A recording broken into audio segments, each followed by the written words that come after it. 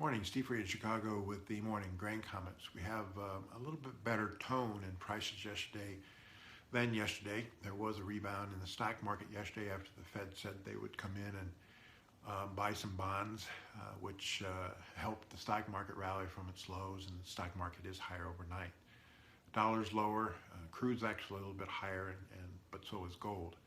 In the grains, we're kind of led by the corn market after the USDA dropped unexpectedly corn ratings. I think that some people feel there are pockets across the Midwest that are drying out, and this next rain event will be pretty critical to see how much people get and where they get it, and just how it's going to help crop conditions. Bean ratings continued to be the same, and they did drop spring wheat ratings slightly, and the winter wheat harvest is about 15% done. As far as the numbers are concerned, we still have about 5% of the U.S. corn and soybean crop rated below trend, 49% right at trend, and 36% above trend. And the best crops are in the western corn belt, and the lower rated crops are in the delta and parts of the eastern corn belt. The big thing right now, I think, is going to be weather.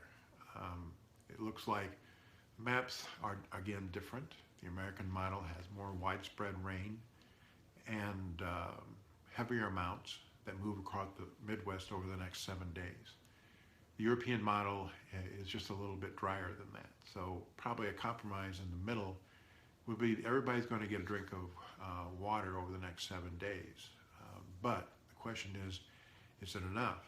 Some people in parts of Illinois and Indiana say 30-40% coverage of a half-inch rain is not enough.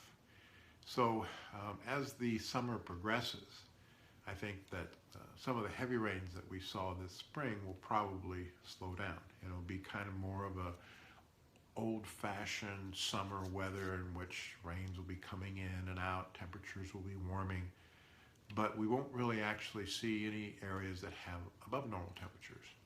As the ridge establishes itself in July, it's going to come out of the southwest, which could make crops like in Kansas, Missouri, maybe southern Iowa, Nebraska, maybe western Illinois and the Delta prone to less than normal rainfall. We also could see above normal temperatures there. The key will be how amplified the ridge becomes, and does it affect any of the rest of the Midwest. The areas that I talked about, though, will get a good rain this week, and so we'll just kind of have to see how July weather unfolds.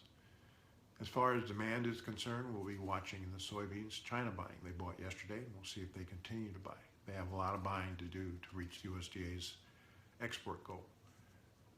In corn, we're going to see a lot of competition for our exports. Ethanol demand is coming back slowly, but not near pre-virus numbers, and meat exports are declining, which could offer resistance to the corn market. It'll be tough for nearby corn to get much over where we are right now, unless there's a weather problem. And I would guess that once we get into the 880, 890 area on July beans, we're going to start seeing some farmers selling. Wheat market is stuck at $5 here in Chicago. We are competitive as far as exports are concerned versus the Black Sea. July positions in the Black Sea remain firm, and the oat crop remains tight supplies. But I don't know if that really means increase in U.S. wheat export demand, given the fact that overall world trade is down. So we'll be watching headlines on the virus and economic impact. We'll be watching U.S. Fed action. We'll be watching especially weather.